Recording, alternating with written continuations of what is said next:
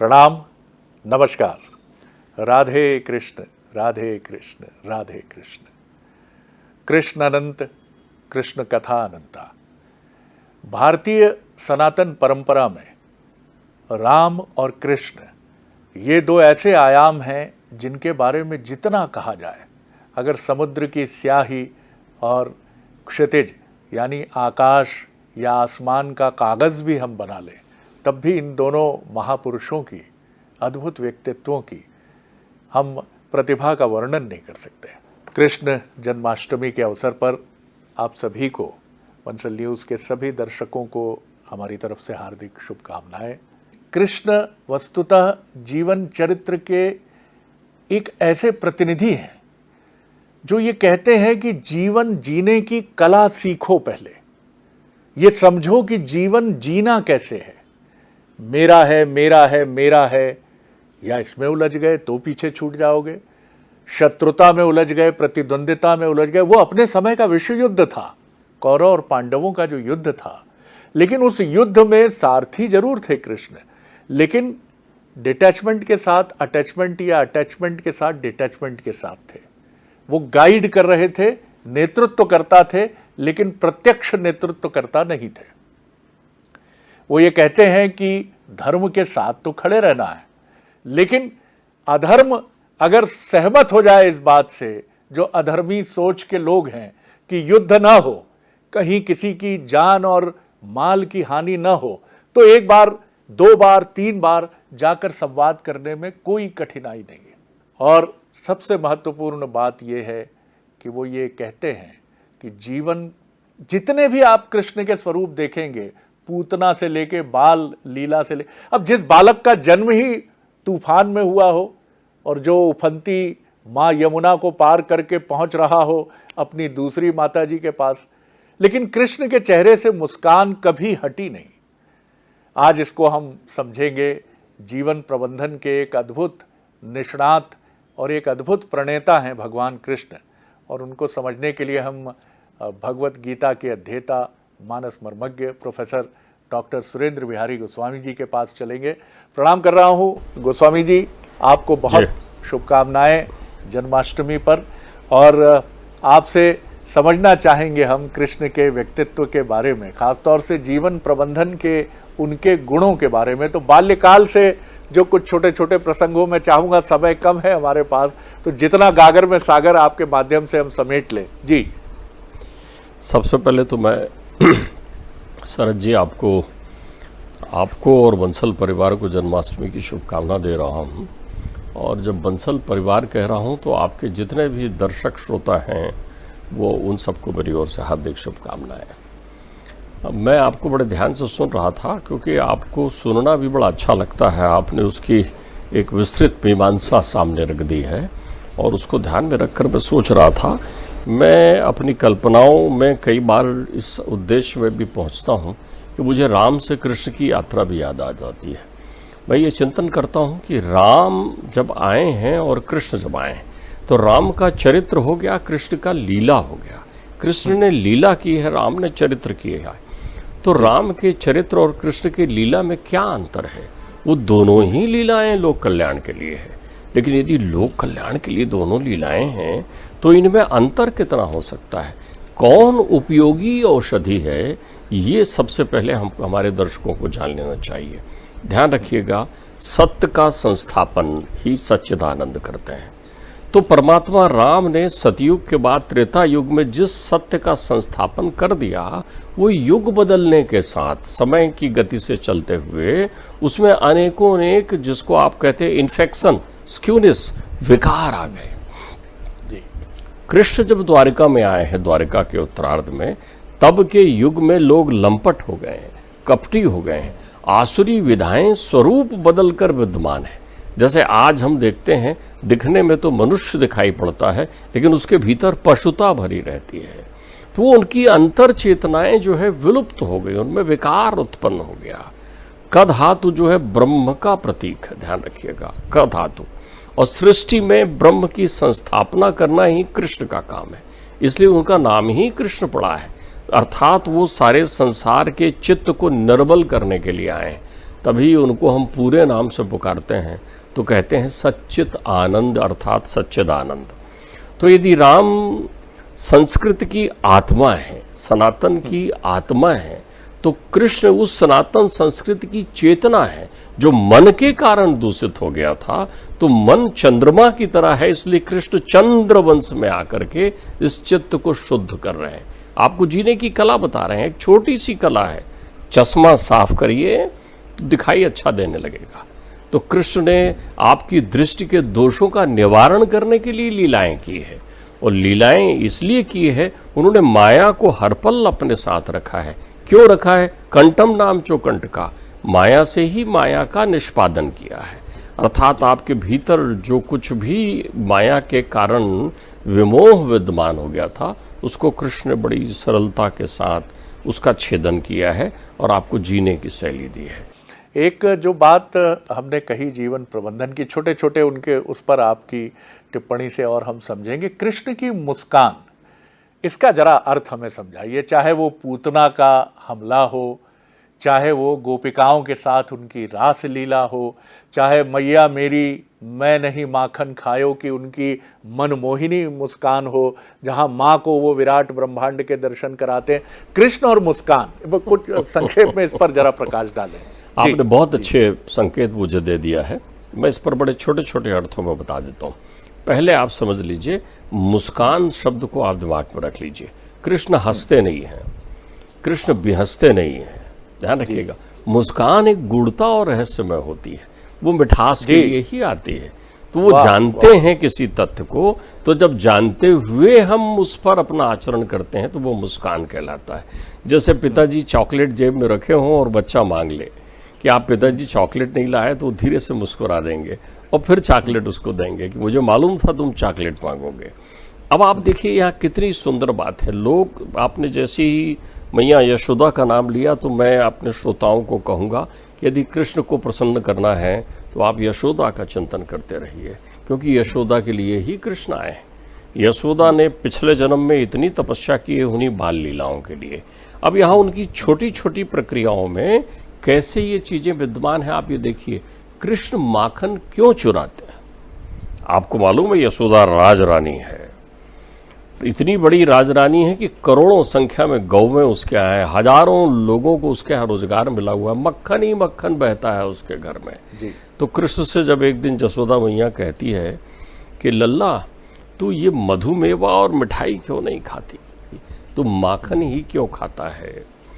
तो कन्हैया कहते हैं कि मैया मुझे माखन अच्छा लगता है, लेकिन माखन बोले फिर तो तुम मुझसे मांग लिया कर। बोले नहीं भैया, माखन जब मैं किसी के यहाँ मुझे ऐसे ही अपने के द्वारा प्राप्त होती तब माखन अच्छा लगता है। यहाँ पर बहुत सुंदर बात मेरे पिताश्री कहते हैं, माखन को समझ लीजिए।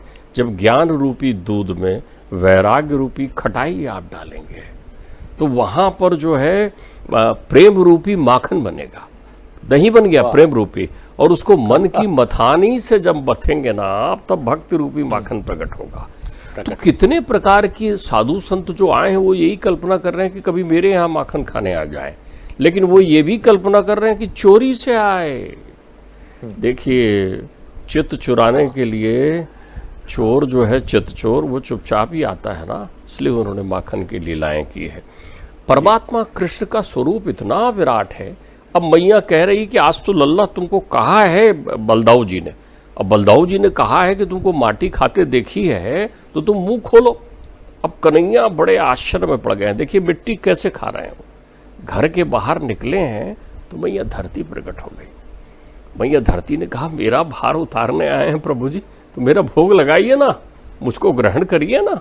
तो परमात्मा ने एक चुटकी से धीरे से उठाकर मैया को ग्रहण किया है। उन्होंने मिट्टी नहीं खाई है, उन्होंने प्रकृति का स्पर्श किया है, वो प्रकृति को छुआ है। अब मैया कह रही प्रकृति को दिखाओ, तो प्रकृति तो ब्रह्म के मुख में है ना। तो परमात्मा जब मुख खोलते हैं तो संपूर्ण प्रकृति उनको दिखाई पड़ती है, क्योंकि एक मिट्टी ही वो प्रकृति है जो पृथ्वी का प्रतीक है, पृथ्वी अनंत ब्रह्मांड का प्रतीक है। जी, तो ये बहुत सुंदर बात आपने कही। एक जिज्ञासा और जो मन में आती है, मेरे ही मन में नहीं, सभी की, एक पुरानी हिंदी फिल्म का गीत मुझे अक्सर मेरे मन में कौंधता है, ओरे कन्हैया किसको कहेगा तू मैया, एक ने तुझको जन्म दिया है रे, एक ने तुझको पाला। कृष्ण इस तथ्य की भी स्थापना करते हैं कि जैविक माता पिता कोई भी हों, यहाँ देवकी और वसुदेव हैं, लेकिन पलते वो हैं यशोदा माता के यहाँ। क्या ऐसा भी कोई प्रसंग है, जितना मैं अपनी अल्प बुद्धि से जितना मैंने खंगाला, क्या कभी वो अपने जैविक माता पिता से, जो वास्तविक उनके माता पिता थे, उनसे उनका बाद में कभी कोई मिलन होता है, उनकी भेंट होती है, ऐसा कोई प्रसंग है क्या? ये तो बहुत सुंदर प्रसंग श्रीमद् भागवत में वर्णित है, और इतना अच्छा प्रसंग वर्णित है कि उसके आनंद की सीमा नहीं है। वो ही पल है जहाँ प्रेम प्रकट होकर नृत्य करता है। ध्यान रखिएगा, संपूर्ण सूर्य ग्रहण पड़ता है, संपूर्ण सूर्य ग्रहण पड़ता है, और कृष्ण जो हैं 124 बरस के हो चुके हैं। लेकिन ध्यान रखिएगा, कृष्ण जो हैं जड़ नहीं है, चेतन ही है। हमारे यहाँ जड़ ये शरीर होता है, कृष्ण शरीर थोड़ी है, एक अनुभूति है, चित्त से प्रकट हुए हैं ना। तो 124 बरस के कृष्ण अपने मित्र बाल सखाओं के साथ सूर्य कुंड में एकत्रित होते हैं हस्तिनापुरी के पास। तो वहाँ एक मेला लगता है, सारे लोग उस कुंड में स्नान करने पहुँचते हैं सूर्य ग्रहण के बाद। तो वहाँ कौन पहुँचता है? वसुदेव जी हैं, देवकी हैं। वहाँ कौन पहुँचता है? नंद बाबा हैं, यशोदा हैं। वहाँ कौन पहुँचता है? उद्धव भी वहाँ पर हैं। वहाँ कौन पहुँचता है? सारी गोपिकाएं वहाँ हैं, सारे गोप वहाँ हैं। इनका मिलन होता है परस्पर। लेकिन कन्हैया तो गोद में बैठे हैं यशोदा के, कन्हैया तो गोद में बैठे हैं यशोदा के, और अविरल आंसू बहा रही है देवकी। देवकी कहती है धन्य है यशोदा, क्योंकि परमात्मा प्रेम के अवतार है। ध्यान रखिएगा, ममत्व जो है किसी एक की थाती नहीं है। ममत्व आपके हृदय में जब निर्मलता आती है तो जो कुछ प्रकट होता है वो ममता है, वो माँ है। जब आप अपने पुत्र की रोने की आवाज़ सुनकर दौड़ती हैं तब ममत्व पूरा नहीं है। लेकिन किसी भी शिशु की रोने की आवाज़ सुनकर आपके हृदय में करुणा उत्पन्न हो जाती है, कन्हैया वहाँ आपकी गोद में बैठे होते हैं, तब कन्हैया कहते हैं ये माँ हो गई। बहुत सुंदर, माँ एक संपूर्णता है शरद जी, एक संपूर्णता है माँ। तो वहाँ दोनों ही मिलते हैं, और वही वो पल होता है जब यशोदा कहती है कि लल्ला अब मुझे जाना है, और परिक्रमा करके मुक्त होती है वहीं यशोदा और वहीं नंद जी। ध्यान रखिएगा, दो लोग एक साथ तप कर रहे हैं भाई, कश्यप और अदिति तप कर रहे हैं, और इधर धरा और द्रोण तप कर रहे हैं, लेकिन दोनों के तप में अंतर है। मैया यशोदा ने कहा मुझे तो ममत्व चाहिए, मैं तेरे से बाल लीला देखना चाहती हूँ, और देवकी कह रही मुझे तो पुत्र चाहिए। तो परमात्मा ने दोनों की भावना पूरी की है। जो ममत्व की वर्षा, आज ध्यान रखिएगा, मथुरा में कोई नहीं जाता, इस रूप में नहीं जाता कि बाल लीलाओं के दर्शन करें। वहाँ वो कृष्ण की जन्मस्थली को देखने के लिए जाते हैं, वहाँ मथुराधिपति के दर्शन करने जाते हैं। लेकिन मीठा मधुर माधुर्य प्रेम और संगीत की ध्वनि सुनने के लिए तो ब्रज की यात्रा करते हैं ना। जहाँ यशोदा है वहाँ कृष्ण है। इसलिए यहाँ जय पराजय का प्रश्न नहीं है। कृष्ण कहते हैं कि यदि आप अपने जीवन में संपूर्णता को प्राप्त करना चाहते हैं तो अद्वैत हो जाइए। जिसका चित्त चैतन्य है, कृष्ण उसी के चित्त में रहते हैं। एक और जो बहुत सुंदर प्रसंग याद आता है डॉक्टर साहब, वो ये प्रसंग है जहाँ कृष्ण एक तरफ, ये बहुत सुंदर बात है और इसको समझने में किसी को त्रुटि नहीं करनी चाहिए कि धर्म संस्थापनाए, इसीलिए वो अवतरित हैं और इसी के लिए उनका पूरा समर्पण है, और पांडवों के साथ वो इसीलिए हैं। लेकिन जब गुरु द्रोण के साथ भीषण युद्ध होता है और सारे पांडव थकने लगते हैं, चाहे वो अर्जुन हो, चाहे भीम हो, चाहे युधिष्ठिर स्वयं क्यों ना हो, तब ये कृष्ण हैं जो कहते हैं कि अब कुछ और युक्ति लगानी पड़ेगी। और उसके बाद भीम अश्वत्थामा जो कि द्रोण के पुत्र हैं, उनके नाम के हाथी का वध करते हैं, और कृष्ण युधिष्ठिर को बमुश्किल सहमत शायद कर पाए होंगे कि तुम असत्य मत बोलना, लेकिन जब ये कहो कि वो हाथी था या नर था तो नर शब्द को बहुत अस्पष्टता से बोल देना, और ये बात द्रोण को लगेगी कि तुमने कहा है तो सच ही होगा। ये जो सारा उनका जो उनकी संकल्पना है, ये क्योंकि हम लोग जीवन में डॉक्टर साहब कई बार ऐसे दुविधा में आते हैं, जो बहुत धर्मप्राण लोग होते हैं कि अब यहाँ मैं कैसे गलत बात कह दूं, और कई बार बड़े बड़े झंझट और वितंडावाद उत्पन्न हो जाते हैं। इस पर थोड़ा प्रकाश डालिए। देखिए, मैं आपको बताऊं, जब भी हम कठिन हो जाते हैं तब हम सरल बात नहीं समझ पाते। तो हमारे जीवन की ये विडंबना है कि हम सरल को कठिन करने में लगे हुए हैं। कृष्ण से सरल कोई नहीं है। वो यद्यपि टेढ़े खड़े होते हैं, लेकिन सबसे सरलतम है कृष्ण, ध्यान रखिएगा। कृष्ण के कृष्णत्व को कौन पहचानता है? द्रोण। कृष्ण के कृष्णत्व को कौन जानता है? भीष्म। ये वो हैं। कृष्ण के कृष्णत्व को कौन जानता है? कर्ण। ये वो हैं जिन्होंने विराट रूप के दिव्य दर्शन किए हैं। ये संतप्त घूम रहे हैं, ये मुक्त होना चाहते हैं संसार से। ध्यान रखिएगा, चित्त वृत्ति निरोधाय। चित्त की वृत्ति का जब तक निरोध नहीं होगा तब तक आप योग में समिष्ट नहीं हो पाएंगे। और एक परम योगी कृष्ण ने ही भारत को महाभारत में परिवर्तित किया है ताकि शुद्ध हो सके। मंथन है महाभारत, ध्यान रखिए। अब इसकी सरलता समझिए, बहुत सरलता है। द्रोण का संपूर्ण जीवन पुत्र मोह में गया है और द्रोण मुक्त होना चाहते हैं। वो जानते हैं कि परमात्मा आए हैं, मुझे मुक्त कर देंगे। तो जैसे किसी को मरते समय उसके प्राण नहीं निकलते ना, अटके रहते हैं। मैं सरलता कह रहा हूँ, बहुत सरलतम समझिए इसको, कि बेटा आ जाता देख लेते तो अच्छा होता। लेकिन जब बेटा आ जाता है और देख लें तो उसके मन में संतोष होता है, लेकिन तत्क्षण वो सोचता है कि अभी तो इसकी शादी करनी थी, और रुक जाता तो कितना अच्छा होता। यानी उस मोह का नाश होना बहुत जरूरी है ना। तो द्रोणाचार्य तब तक अपने शरीर से मुक्त नहीं हो सकते जब तक पुत्र मोह से मुक्त ना हो जाए। पुत्र तो अजर अमर है, पुत्र तो तपस्याओं से प्राप्त हुआ है, वो नहीं है ना अजर अमर। उनको तो जाना है ना शरीर से। युद्ध में मोह का बंधन लिए हुए बैठे हैं, तो परमात्मा उन पर कृपा करना चाह रहे हैं। और युधिष्ठिर को यह असत्य संभाषण नहीं कह रहे हैं, परमात्मा कह रहे हैं अश्वस्थामा हतो हता। तो वो युधिष्ठिर चौंक जाते हैं, क्योंकि युधिष्ठिर जानते हैं अश्वस्थामा मर नहीं सकता। वो अजर अमर है, अनादि है, अखंड है, क्योंकि वो तपस्याओं की बलबूती से पर आया है। ध्यान रखिएगा, जब भी आपका मन स्वस्थ ना हो तब भी आप अस्वस्थामा होते हैं। अस्वस्थामा पूर्वग्रह है आपके जीवन में। वाह वाह। तो वो केवल संकोच करते हुए कहते हैं कि भाई साहब आप कह तो रहे हैं, लेकिन अस्वस्थामा कहाँ मरा? बोले मैंने कब कहा अस्वस्थामा मर गया? मैंने ये कहा कि वो अस्वस्थामा जो हाथी था उसको भीम ने मार दिया। चिल्ला रहा है तेरा भाई भाई, तो तू इतनी बात बोल दे। तो वो ये कहते हैं कि अस्वस्थामा मर गया, वो हाथी था या आदमी, मुझे पूरा विदित नहीं, क्योंकि उनके सामने नहीं मरा है ना। तो वो जैसे ही कहते हैं वो हाथी था, तो किसी की मृत्यु पर शंखनाद करना क्या गलत है? अस्वस्थामा में 10,000 हाथियों का बल था उस हाथी में, जिसको उठा के मारा था भीम ने। अब आपने सरल को कठिन बना दिया, और इस सूचना से उनका मोह विरक्त हो गया। उन्होंने अस्त्र शस्त्र त्याग दिए। बिना बहुत सुंदर, बहुत सुंदर। और ध्यान योग में बैठे हैं ना वो। और जिन्होंने उनका वध किया उसका जन्म ही उनको मारने के लिए हुआ है, मारने के लिए। तो प्रकृति की सारी क्रियाएं प्राकृतिक हुई हैं, इसमें अवरोध क्या है भाई? बहुत। कृष्ण इतने विराट व्यक्तित्व रहे, सम्राट हैं, लेकिन फिर भी सुदामा के पास वो क्यों नहीं गए? सुदामा उनके पास अपनी दीनता के साथ क्यों उपस्थित हुए? मैली कुचैली पोटली में कुछ चने बांधकर वही क्यों आए?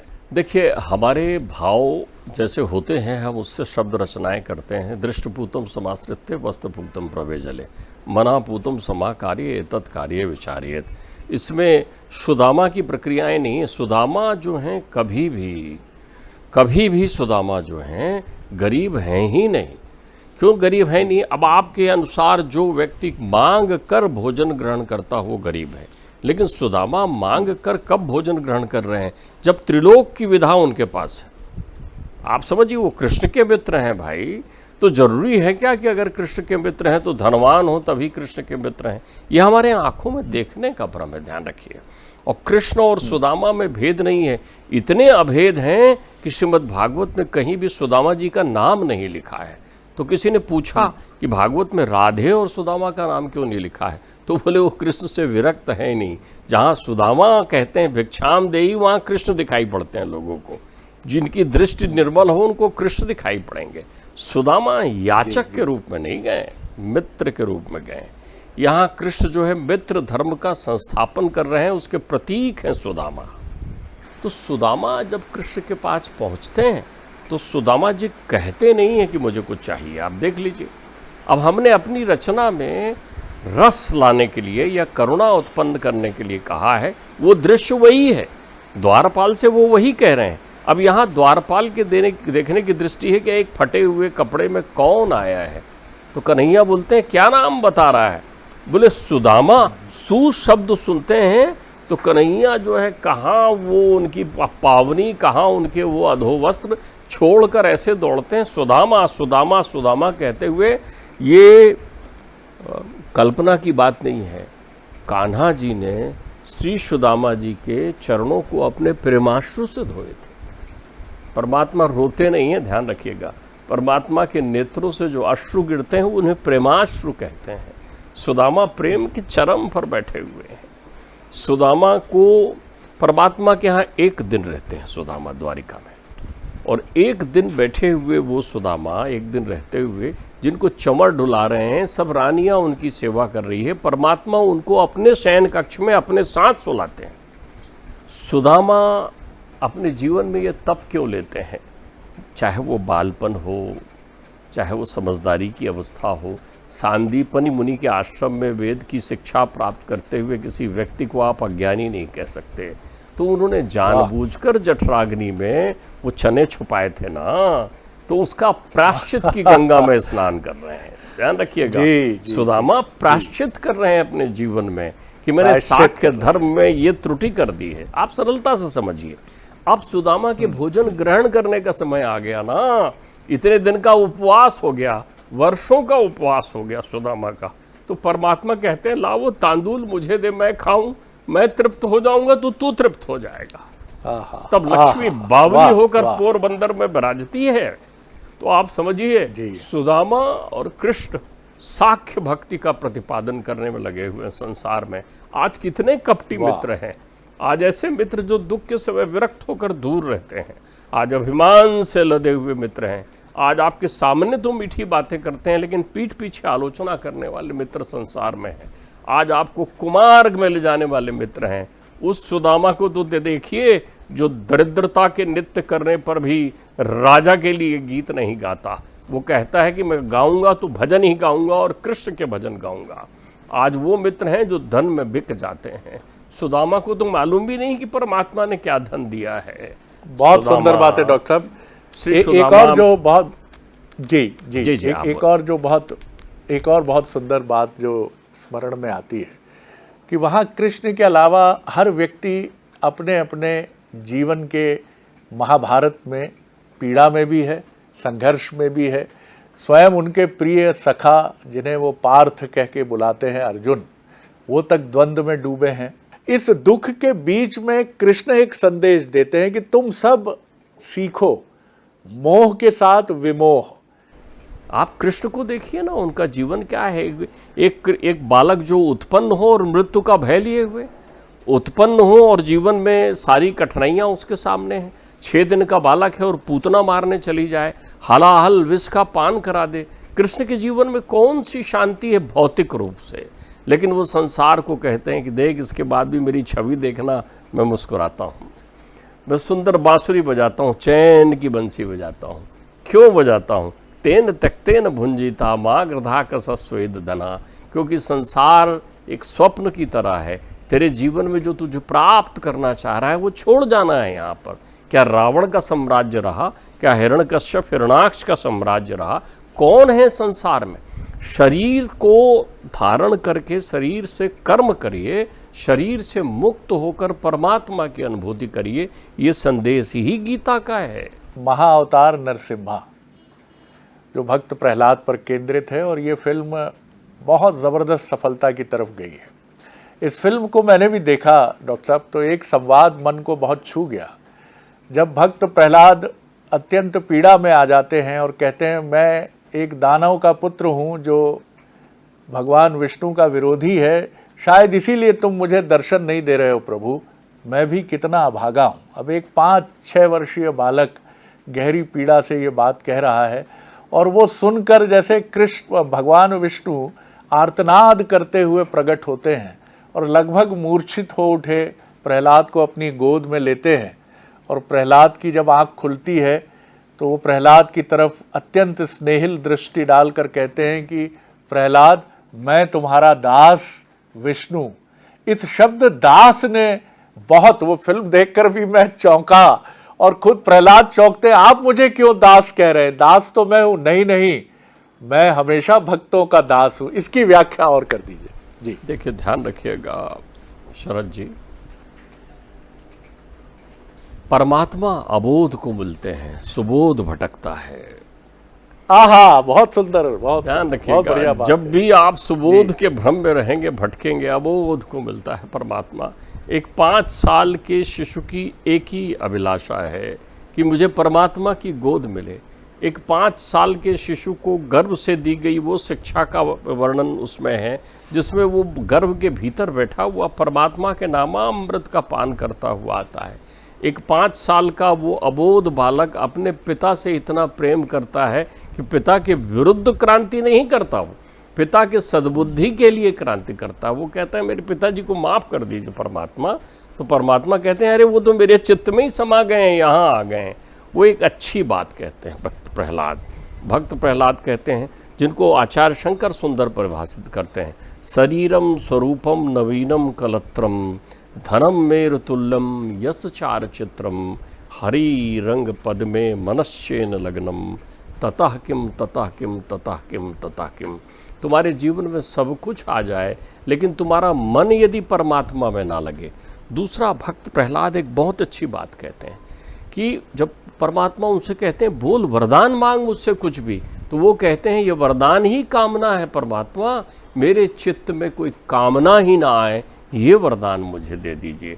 तो जब भी आप निष्काम हो जाएंगे ना, प्रहलाद बन जाएंगे, क्योंकि कामना आपको सुबोध और चतुर बनाती है, और अबोध बनने के लिए आह्लादित होना आवश्यक है। और आह्लादित तो एक बालक ही होता है। वाह वाह, बहुत सुंदर डॉक्टर साहब। और मुझे लगता है कि आपने एक टैगलाइन जो इस प्रभु पर केंद्रित चर्चा में हमें दी, अद्भुत है कि अबोध को ही मिलते हैं प्रभु, सुबोध को भटकना पड़ता है, बुद्धि भरमाती है, अबोधता अखंड और अटल विश्वास की सारथी बनकर आपको ले चलती है वहाँ तक जिस गंतव्य तक आपको पहुँचना होता है।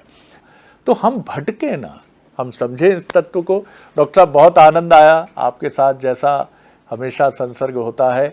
एक बार फिर आपका बहुत बहुत धन्यवाद। तो आप सभी को एक बार पुनः जन्माष्टमी की बहुत शुभकामनाएं। पूजा पाठ की तैयारी करिए और आगे भगवान श्री कृष्ण की लीलाओं का आनंद लीजिए। जय श्री कृष्ण, प्रणाम, नमस्कार।